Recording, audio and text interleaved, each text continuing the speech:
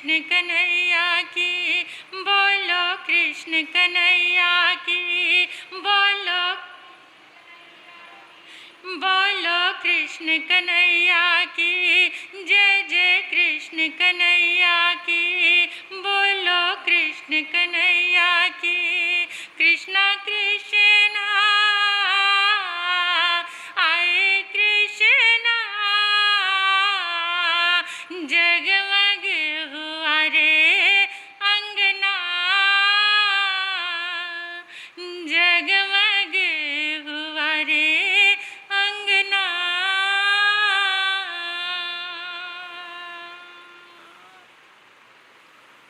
आज का ये पावन दिन आलोकित है एक ऐसे महापुरुष के जन्म के साथ जुड़ा है, जिनका आज धरती पे सबसे ज़्यादा पुण्य है। सबसे ज़्यादा पूजा किसकी हो रही है? गोविंद की, कृष्णा की। और हमें गर्व है कि वो आने वाली 24वीं में 12वें तीर्थंकर बनेंगे। थोड़ी सी भ्रांतियाँ, थोड़े से भ्रम अपने दिमाग से निकाल देना। कहीं कहीं ये बात उठने लगती है कि जैन धर्म में कृष्ण का जन्म,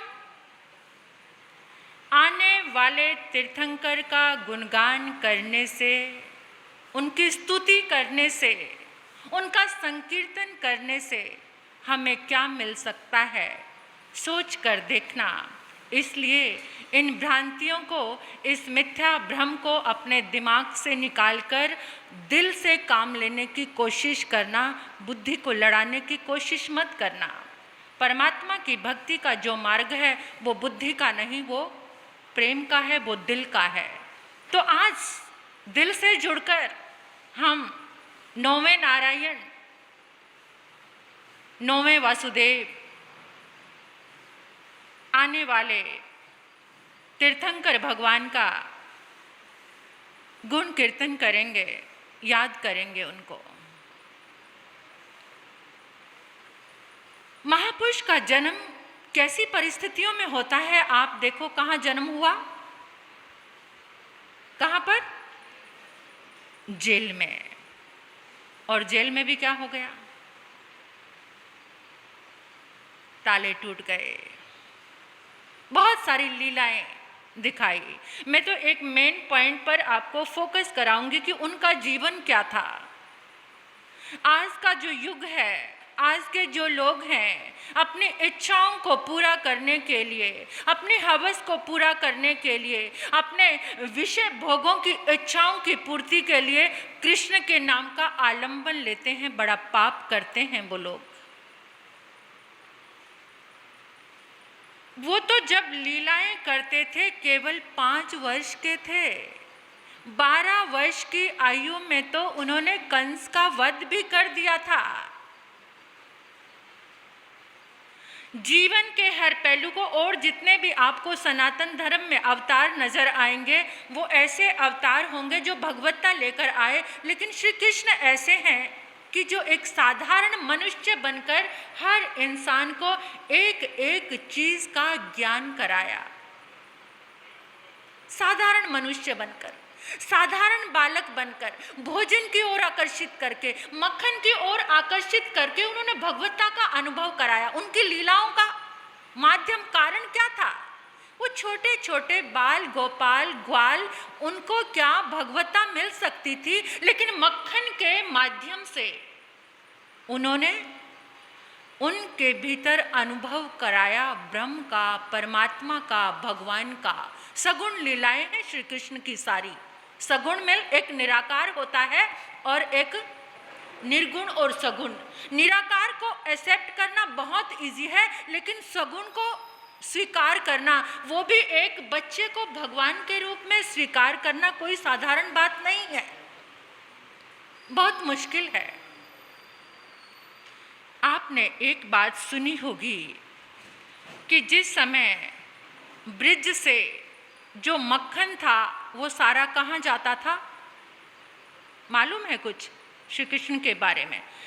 एक बात आती है कि वो हर रोज बर्बादी कर देते, मटकियां फोड़ देते थे, दही बिखर जाता था, मक्खन गिर जाता था। ऐसा क्यों करते थे? वो लोगों के काम नहीं आता था मटकी फोड़ना। तर्कवादी युग है ना, कुछ ना कुछ तर्क इंसान के दिल और दिमाग में आते रहते हैं। इसके पीछे एक बहुत बड़ा कारण था कि वो मक्खन की मटकी को क्यों फोड़ते थे। कंस ने आदेश दिया था कि ब्रिज में जितना मक्खन होगा सारा मथुरा पहुंचेगा। श्री कृष्ण सोचते थे, वो बालक कन्हैया सोचता था, मेहनत करे मेरे ब्रजवासी और मक्खन खाए कंस। तो उन्होंने क्या करना, सारे ग्वाल बालों की टोली साथ में ले लेते थे, मटकी फोड़ते थे, मक्खन खाते थे, दही खाते थे कि मेरे ब्रिज के लोग जो मेहनत करते हैं इस मक्खन के लिए, वो मक्खन कौन खाए जिनका अधिकार है। इसलिए वो मटकी फोड़ा करते थे। इसके पीछे कि उस अन्यायी अत्याचारी के पास ब्रिज की मेहनत का मक्खन वहाँ पहुँचना नहीं चाहिए। जो भी रास्ते से गुजरता था, चाहे कोई गुजरी होती थी, चाहे कोई गोपी होती थी, चाहे कोई गोप होता था, जैसे ही वो मक्खन लेकर जाते थे तो वो मटकी फोड़ दिया करते थे। और बड़ी सुंदर लीलाएं चलती थी वहाँ पर। उन मनोहारी लीलाओं को जब सुनते हैं कि जिस समय वो नटखट से मटकी फोड़ा करते थे तो सारी गुजरियाँ और सारी जो गोपिकाएं थी वो यशोदा के पास आकर शिकायत लेकर आती थी। क्या कहती थी? सुन री यशोदा मैया तेरा काला कन्हैया, सुन रे यशोदा मैया तेरा काला कन्हैया, मटकिया तोड़ गया दूध दही रोड़ गया, मटकिया फोड़ गया दूध दही रोड़ गया। या ब्रिज में हम ना रहेंगे यशोदा, या ब्रज में हम ना रहेंगे यशोदा, यशोदा तेरे लल्ला ने मटकी तोड़ी, यशोदा तेरे लल्ला ने माखन खायो, मटकिया मेरी तोड़े दे रे यशोदा। फिर यशोदा बड़े प्रेम से उनका उपालंब सुन के कहती थी, जब ब्रज में सब मिल रहेंगे गुजरिया, या ब्रज में सब मिल रहेंगे गुजरिया, गुजरिया मेरे लल्ला ने मटकी तोड़ी, पीतल की मटकी मंगवा में दूंगी गुजरिया, सोने की मटकी मंगवा में दूंगी गुजरिया। बड़ा प्यारा सा माहौल था। कहीं बंसुरी बजती थी, गोपिकाएं, वो गोपियां कितनी बड़ी बड़ी थी पता है? वो बच्चा कितने साल का? आज क्या कहते हैं लोग, कृष्ण करे तो रास लीला, हम करें तो कैरेक्टर ढीला। आज का बेवकूफ़ और विषय भोगों में पड़ा युवा कहता है कि कृष्ण करे तो रास लीला, हम करें तो कैरेक्टर ढीला। लेकिन वो 5 साल का, 6 साल का, 7 साल का, 9 साल का बालक जो गोपिकाओं के साथ लीला करता था, रास लीलाएं होती थी, वहाँ पर क्या भाव हो सकता है? केवल सारा कुछ प्रेम और भक्ति से जुड़ा हुआ था। ऐसी मनमोहनी मूर्त के सामने अट्रैक्ट हो जाती थी सारी गोपियाँ। कृष्ण का अर्थ ही क्या है? कृष्ण, जिसके अंदर आकर्षण, ऐसा आकर्षण कि उस आकर्षण से कोई छूटता नहीं था। वो योगी थे, उनके पास कूटनीतियां थी, रणनीति थी, धर्म नीति थी, हर एक फील्ड उनके पास। वो मनोवैज्ञानिक थे। और योग और क्षेम कैसा था उनका? एक बार गोपियों को उन्होंने कहा था, गोपियां कहती हमने उपवास रखा है तो हम उपवास का अपना जो पालना करना है, उद्यापन करना है, हम किसी ऋषि को भोजन कराना चाहते हैं। तो श्री कृष्ण ने कहा कि जाओ दुर्वासा ऋषि को भोजन कराओ, मेरे गुरु भी हैं। कहते जाएं कैसे? देख सोचा तो यही था, लेकिन जो यमुना नदी है बड़े उफान पर है, उसका जल बहुत ऊपर है, तो तुम जाकर के कह दो अगर कृष्ण बाल ब्रह्मचारी हैं तो ये यमुना हमें रास्ता दे दे। सारी गोपियां हंसने लगी, बाल ब्रह्मचारी, इतने तो नटखट है, इतने तो रास रचाते हैं, अरे बोलो तो सही। जैसे ही गोपियों ने बोला अगर श्री कृष्ण बाल ब्रह्मचारी हैं तो ये यमुना हमें मार्ग दे दे, कहते हैं यमुना का जल 2 हिस्सों में बट गया और बीच में मार्ग बन गया। ऐसे उनका योग था, ऐसे उनका ब्रह्मचर्य था। उन्होंने बहुत सारी चीज़ों के लिए ऐसी लोगों की मानसिकता को हटाया, मिथ्या धारणाओं को मिटाया। एक सही मायनों में आज के युग में उनकी जो लीलाएं हैं वो बड़े मौलिक प्रसंग हैं। आज के इस भौतिकवादी युग में बड़े सटीक बैठते हैं। उनकी जो लीलाएं हैं, अपनी लीलाओं के माध्यम से लीला भी करते जाते थे और लोगों को जनजीवन भी देते जाते थे। उन्होंने कहा इंद्र की पूजा नहीं, गोवर्धन की पूजा करो। गोवर्धन एक पर्वत, ये पर्वत तुम्हें पानी देता है, ये पर्वत तुम्हें जन जीवन देता है, ये पर्वत तुम्हें शक्ति देता है, ये पर्वत तुम्हें ऊर्जा देता है। इंद्र तो बहुत दूर है, ये गोवर्धन तुम्हारे पास है, इस गोवर्धन की पूजा करो। आपने देखा होगा इंद्र रुष्ट हो गए थे तो गोवर्धन पर्वत को उठाकर उन्होंने सबकी सिखाया था कि जो तुम्हारे पास है, जो तुम्हें सुख दे रहा है, पहले उसकी पूजा करो, बाद में दूरी को देखो। यहाँ से एक शिक्षा मिलती है हमें कि जो तुम्हारे पास है उस पास की चीज़ को तुम अच्छे से एक्सेप्ट करके उससे प्रेम करो, उसकी पूजा करो, तो तुम्हें सब कुछ मिलेगा। उनकी नीतियाँ थी, उनका नाम एक रणछोड़ भी था। क्या नाम था? उन्होंने कहा था कि समय आए तो रण को छोड़, रणभूमि को भी छोड़ देना चाहिए। मनोवैज्ञानिक थे वो। मनोविज्ञान के आधार पे उन्होंने कहा था कि जो धर्म अधर्म को शरणा देता है वो धर्म भी अधर्म बन जाता है। सुन लेना ध्यान से इस बात को, जो धर्म अधर्म को शरण देता है वो धर्म भी अधर्म बन जाता है। अधर्म कौन था? धर्मी कर्ण था और अधर्म था दुर्योधन। जो कर्ण ने किसका साथ दिया? कर्ण जो धर्मात्मा था वो भी अधर्मी बन गया था। अधर्मी का साथ देते देते जो धर्म है वो भी अधर्म बन जाता है। और उस अधर्म को मिटाने के लिए बहुत बड़ा मनोविज्ञान लगाया, क्योंकि जिस समय अर्जुन थोड़े निरुत्साह हो बैठे थे उस समय कर्ण का सारथी था शल्य मामा। मनोवैज्ञानिक ढंग से उसको सिखाया कि किसी तरह से भी कर्ण का जो उत्साह है वो ठंडा करना है, गिराना है, डिमोटिवेट करना है उसे। और जो सारथी था वो कहने लगा, उसको बार बार यही बात कहता रहता था, तू कहाँ मुकाबला कर पाएगा, अर्जुन तो अर्जुन है, जिसके सारथी भी श्री कृष्ण है तू। यानी उसको कहते कहते जो उसका उत्साह था सारा उसको ये मनोविज्ञान था कि मनोवैज्ञानिक ढंग से कैसे किसी को डाउन करना है। उन्होंने अधर्म का विनाश करने के लिए ही अवतार जीवन में ग्रहण किया था। और विनय कैसी थी? जिस समय युधिष्ठिर ने राजसूय यज्ञ किया था वहां जाकर लोगों के जूठे पत्तल उठाए।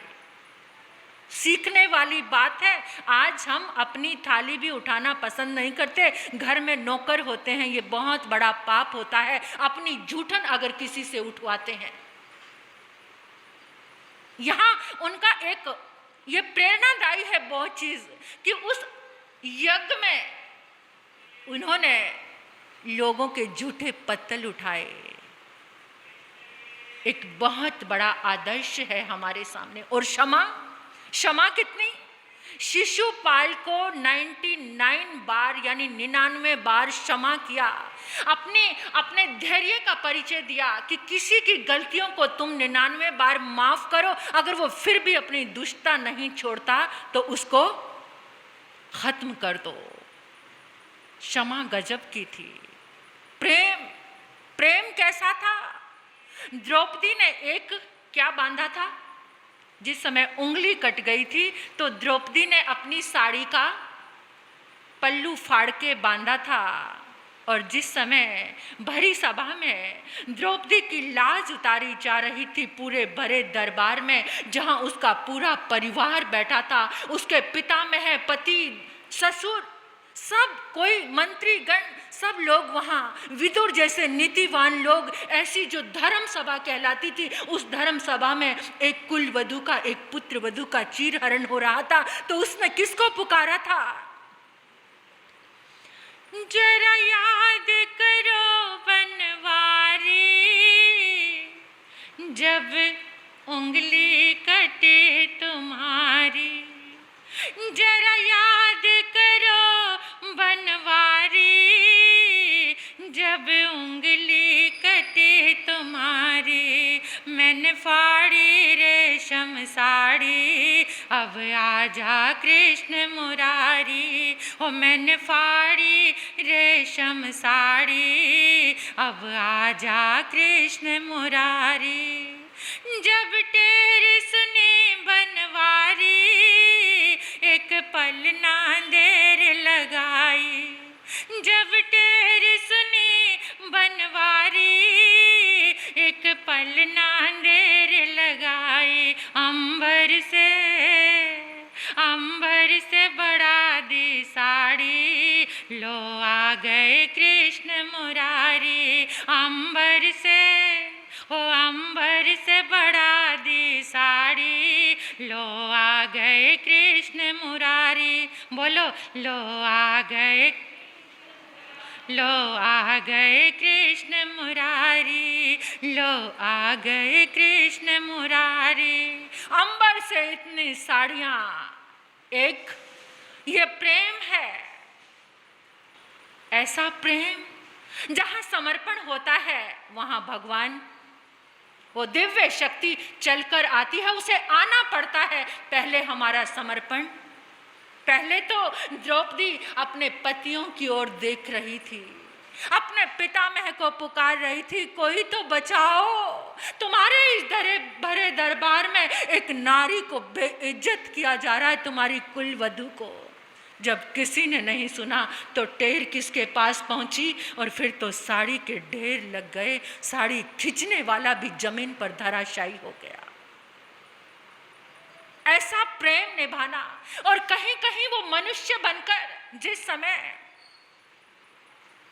अभिमन्यु का वध हो रहा था, एक अनैतिक ढंग से उस 16 साल के बच्चे को 7 महारथी मारने में लगे हुए थे, वहां उनकी आंखें नम हो जाती हैं, रो पड़ते हैं।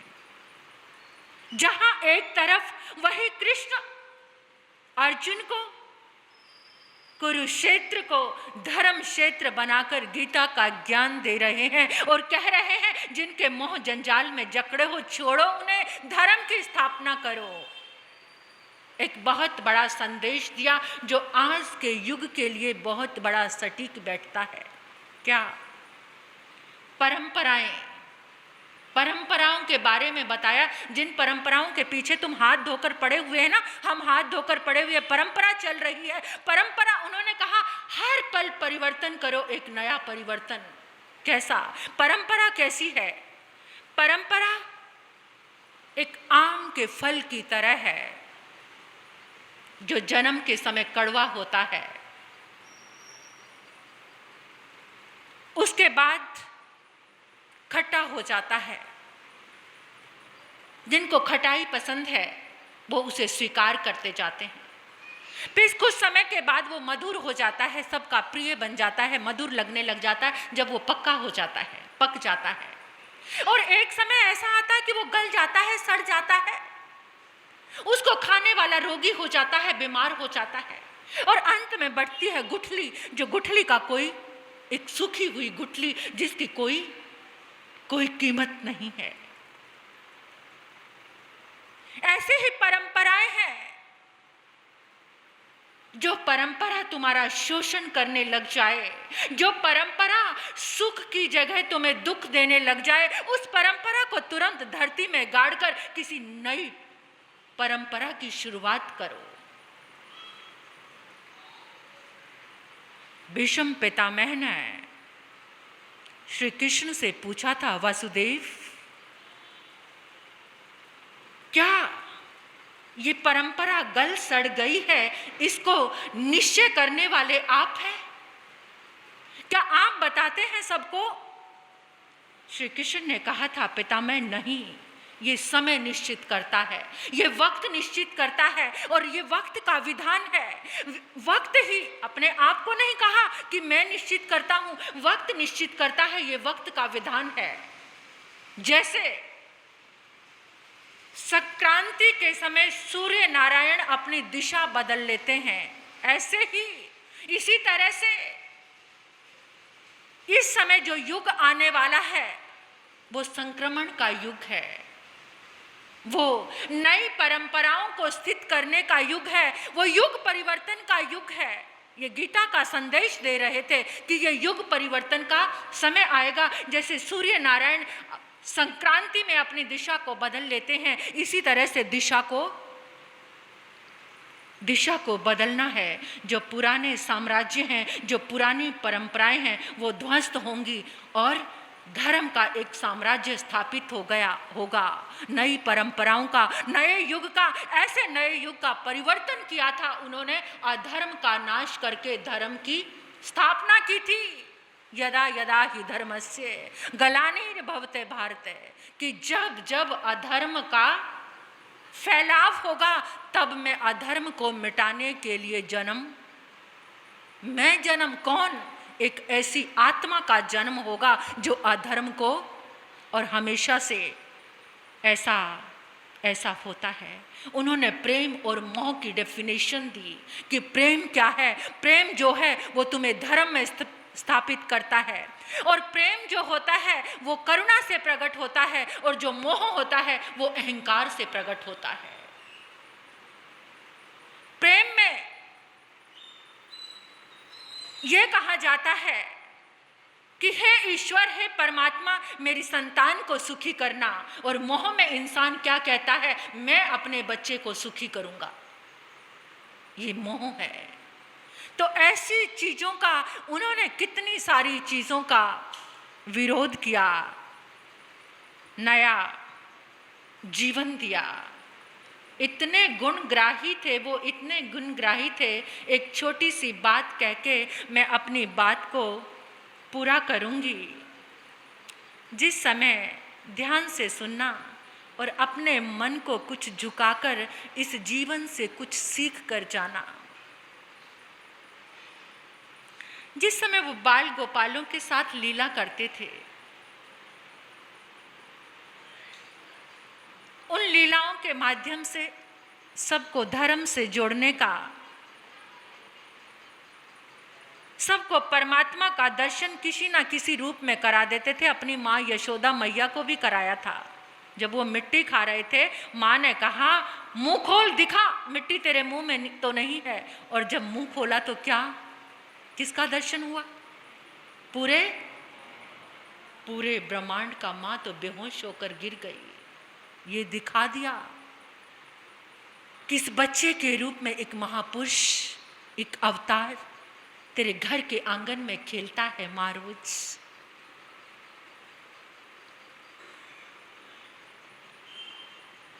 बहुत सारे बच्चे साथ में खेला करते थे। उन बच्चों के बीच में एक शांडिल्य ब्राह्मण का बेटा था, मधुमंगल। एक दिन कान्हा ने मधुमंगल को कहा, मधुमंगल, तू हर रोज मेरे घर का ही खाता रहता है, कभी अपने घर की तो कोई चीज खिला दे मुझे। क्योंकि मधुमंगल के जो पिता थे, शांडिल्य ब्राह्मण, वो बड़े तपस्वी थे, बड़े पवित्र ब्राह्मण थे। सुबह ब्रह्म मुहूर्त में उठते थे और रात के 8 बजे तक अपने नित्य क्रम में लगे रहते थे। इतनी पूजा आराधना करते थे कि उनको भोजन करने का भी समय नहीं मिलता था। और उनकी जो पत्नी थी उसका नाम था पूर्णमासी। जो पूर्णमासी थी वो भी अपने पति की तरह ही पूरा दिन भक्ति में, स्तुति में, पाठ में, जाप में, तप में लगी रहती थी। उनके घर में भोजन ही नहीं बनता था। तो यशोदा उस मधुमंगल को बुलाकर हर रोज भोजन कराया करती थी। शांडिल्य ब्राह्मण को कहती थी, तुम पूजा पाठ में लगे हुए तो चिंता मत करना, मधुमंगल को मेरे यहाँ भेज देना, वो यहीं भोजन कर लिया करेगा। तो यशोदा हर रोज मधुमंगल को भोजन कराया करती थी। कान्हा ने एक दिन उपालम दे दिया, मधुमंगल तू तो हर रोज मेरे घर पे ही भोजन करता है, अपने घर से कभी कुछ तो खिला दे मुझे। मधुमंगल ने आकर ये बात अपनी माँ को कही। माँ खुश हो गई कान्हा ने, क्योंकि जो भगवत भक्ति करता है उसे पता चल जाता है कि कौन क्या है। सारा ब्रज दीवाना हुआ रहता था, कान्हा के पीछे पीछे डोलता रहता था। सारा ब्रज ऐसा लगता था कि जैसे कान्हा हर चीज में बोल रहे हैं, क्या पत्तों में, क्या पौधों में, क्या मिट्टी के कण कण में, क्या ब्रज के घर घर में, क्या गोपियों के मक्खन में, क्या गोपियों की आवाज में, क्या गोपियों की बोली में, हर जगह कान्हा समाया हुआ था। तो जैसे ही पूर्णमासी ने सुना कान्हा ने मेरे घर भोजन के लिए बोला है, देखने लगी रसोई में तो कुछ भी नहीं था। बिल्कुल अपरिग्रही ब्राह्मण था वो। जो शांडिल्य ब्राह्मण था उसके घर में कुछ भी नहीं, तमन्ना भी नहीं होती थी कुछ एकत्रित करने की। ब्राह्मण को इसलिए संत की उपमा दी जाती थी क्योंकि जो ब्राह्मण था वो कुछ भी परिग्रह इकट्ठा नहीं करता था, जो मिल जाता उसमें खा के संतुष्ट रहता था। इतना ज्यादा तप करता था ब्राह्मण। और वो शांडिल्य ब्राह्मण तो बहुत ही ज्यादा पवित्र जीवन जीता था, तपोमयी जीवन। बहुत मेरे दिल को छू गई थी ये बात। जब मैंने पढ़ी तो मेरा मन किया कि आपके सामने इसको शेयर करूं। तो पूर्णमासी जो मधुमंगल की माँ कहने लगी, मधुमंगल घर में तो कुछ भी नहीं है बेटा, ये 2 दिन की खट्टी छाछ पड़ी है, एक मटकी में डाली और कहा कन्हैया को यही दे देना, घर में यही है और कुछ तो है नहीं। जो भगवान होते हैं वो भाव के भूखे होते हैं। जो जीव होता है वो हमेशा वस्तु को देखता है। आपके घर में कोई गिफ्ट आता है, हमारे पास कोई गिफ्ट आता है तो आप उसकी क्या देखते हो? MRP। क्या देखते हैं? ये सबसे बड़ा संसारी होने का लक्षण है कि जो भी चीज हमारे पास आती है हम सबसे पहले उसकी MRP देखते हैं। लेकिन जो परमात्मा है वो क्या देखते हैं, भगवान क्या देखते हैं? वो भाव को देखते हैं। वही कृष्ण थे जिसने विदुर के घर जाकर केले के छिलके खाए थे। दुर्योधन के 36 व्यंजनों को छोड़कर छिलके खाने में आनंद किसमें था? छिलके में था। आनंद किसमें था? भाव में। भाव में आनंद था। प्रेम के वशीभूत होकर भगवान अपने भक्त के सारे काम सुधार देते हैं और ऐसी कृष्ण की लीलाओं में जगह जगह पर आता है। प्रेम के वश अर्जुन रथ क्यों, प्रेम के वश अर्जुन रथ क्यों, भूल गए ठकुराई सबसे ऊंची प्रेम सगाई, सबसे ऊंची प्रेम सगाई। झूठे बेर शबरी के खाए, झूठे फल शबरी के खाए, बहुविध प्रीत निभाई, सबसे ऊंची प्रेम सगाई, सबसे ऊंची प्रेम सगाई। प्रेम के भाव सबसे ऊंचे होते हैं। मधुमंगल खट्टी छाछ लेकर आ गया। देखा जितने भी ग्वाल बाल आए हैं, कोई मिठाई लेकर आया है, कोई मक्खन लेकर आया है, कोई मक्खन लगी हुई रोटी लेकर आया है। मधुमंगल शर्मा गया। मैं कन्हैया को खट्टी छाछ दूंगा तो ये बड़ा मुंह बनाएगा, ये मेरी माँ को भी खट्टी कहेगा। बच्चे कहते हैं ना, जब छोटे इकट्ठे होते हैं बच्चे, तेरी माँ मोटी, तेरी माँ छोटी, तेरी माँ ऐसी, छोटे छोटे जब बच्चे होते हैं, जब मैं खट्टी छाछ को कान्हा को दूंगा तो ये कहेगा तेरी तो माँ भी खट्टी है, इसलिए तू खट्टी छाछ लेकर आया है। और उसने, मेरी तरफ ध्यान दो, चंचल मत बनो, क्या पता इस लीला का एक शब्द सुनकर आपका अंतर्मानस भक्ति से भर जाए, आपका अंतर्मानस उन गुणों से भर जाए। तो उसने क्या किया, फटाफट वो मधुमंगल ने सोचा कान्हा को खट्टी छाछ नहीं दूंगा, मैं ही पी जाता हूँ। और उसने क्या किया, एकदम मटकी को मुंह लगाया, गटागट सारी छाछ पी गया। जैसे ही छाछ पीने लगा एकदम कान्हा भाग गया है। मधुमंगल ये क्या कर रहा है? मेरी मौसी ने, तेरी माँ ने ये छाछ तो मेरे लिए दी थी, तू सारी छाछ पी गया, मुझे दे। जैसे ही वो मटकी छीनी, अब मटकी तो खाली थी और जो मधुमंगल थे, मधुमंगल के मुंह पे थोड़ी सी पीने से उसके छाछ लगी हुई थी। कान्हा दौड़कर आए और मधुमंगल का मुंह चाटने लगे। सुन लो, मधुमंगल का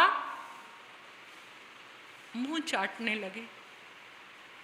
इतने में वहां से ब्रह्मा जी आ गए, इस लीला को देखने लगे। और कान्हा क्या कह रहे हैं, मधुमंगल ये एक पवित्र ब्राह्मण की, एक तपस्वी ब्राह्मण के घर की छाछ है, इसलिए मैं तेरा मुंह चाट रहा हूं कि मेरे को भी मेरी बुद्धि सुधर जाए, मेरे पास सद्बुद्धि आ जाए। क्योंकि ये पवित्र ब्राह्मण के, एक तपस्वी ब्राह्मण के घर की छाछ, कितना बड़ा संदेश। किसी पवित्र के घर की एक छाछ भी बुद्धि को, उनको बुद्धि सुधारने की जरूरत थी। किसकी बुद्धि सुधारने की जरूरत है? किसके लिए संदेश दिया? निमित्त बनकर हम लोगों को संदेश दिया कि जहां पवित्रता है, अगर उसका जूठन भी तुमने खा लिया तो उसके गुण तुम्हारे जीवन में आ गए। और ब्रह्मा जी तो देखकर हैरान हो गए, दंग रह गए कि ये भगवान हो सकता है, ये ईश्वर हो सकता है, एक छोटे से बालक का मुंह चाट रहा है। ब्रह्मा भी पेशो पेश में पड़ गए, ब्रह्मा भी कंफ्यूज हो गए। जब एक ब्रह्मा, वही ब्रह्मा है ये जिन्होंने समुद्र में शेष शैया पर लेटे विष्णु को प्रार्थना की थी कि जगत का उद्धार करने के लिए अवतार लो।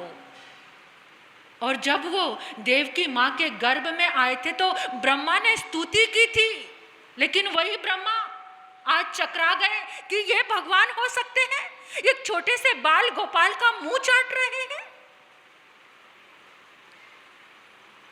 लेकिन उस संदेश को ब्रह्मा भी नहीं पहचान पाए कि एक पवित्र, एक तपस्वी ब्राह्मण के घर की छाछ को चाटने से मेरी बुद्धि, ऐसी दृष्टि, ऐसा गुण। हमारे अंतगढ़ जी आगम में भी आता है कि उनकी दृष्टि सदैव गुण में रहती थी। एक मरे हुए कुत्ते को देखकर सब तो नाक मुंह ढककर चलने लगे और उन्होंने कहा, देखो इसकी दंत पंक्ति कितनी सुंदर है। आज जितने लोग यहाँ पर बैठे हैं, मैं एक निवेदन करना चाहती हूँ, उनके जीवन का एक गुण लेकर जाना, आलोचना की दृष्टि को छोड़कर जाना। वो हमेशा उनकी नजर गुणों पर रहती थी।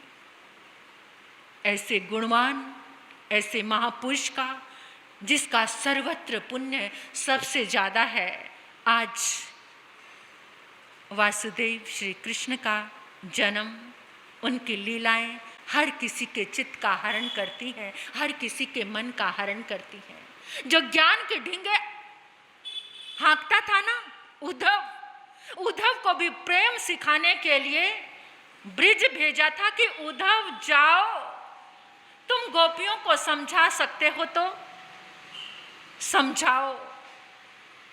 और उस समय गोपियों ने उद्धव को कहा था, ये तो प्रेम की बात है उद्धव, ये तो प्रेम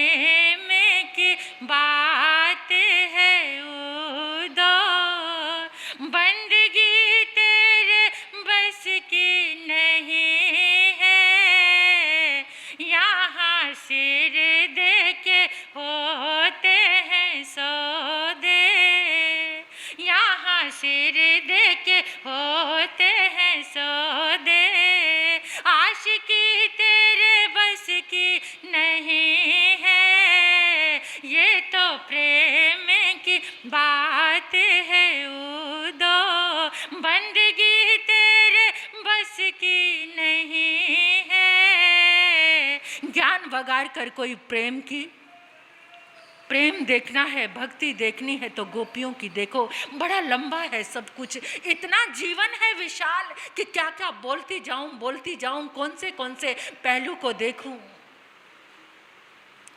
राजनीतिज्ञ, मनोवैज्ञानिक, योगी, कर्म योगी, प्रेम, भक्ति, क्षमा, सारे गुण उनके जीवन में इस कदर साकार हुए थे। आज भी किसी पहलू को उठाकर देखते हो तुम्हें समाधान मिलता है। कितने हमारे क्रांतिकारी गीता को हाथ में लेकर मौत के फंदे को चूम लिया। किसी ने गीता में दर्शन को देखा, किसी ने गीता में भक्ति को देखा, किसी ने गीता में कर्म को देखा, किसी ने गीता में योग को देखा, किसी ने गीता में आत्मा को देखा। ये गीता का जो अनमोल उपहार दिया है वो हमारी एक फाउंडेशन है, भारत की फाउंडेशन, भारत की नींव है गीता, भारत के प्राण है गीता, जो कुरुक्षेत्र में एक ऐसी युद्ध भूमि में निश्रित हुई। तो ऐसे महापुरुष को आओ कोटि कोटि प्रणाम करते हैं, कोटि कोटि प्रणाम करते हैं। वासुदेव श्री कृष्ण को कोटि कोटि प्रणाम प्रणाम प्रणाम।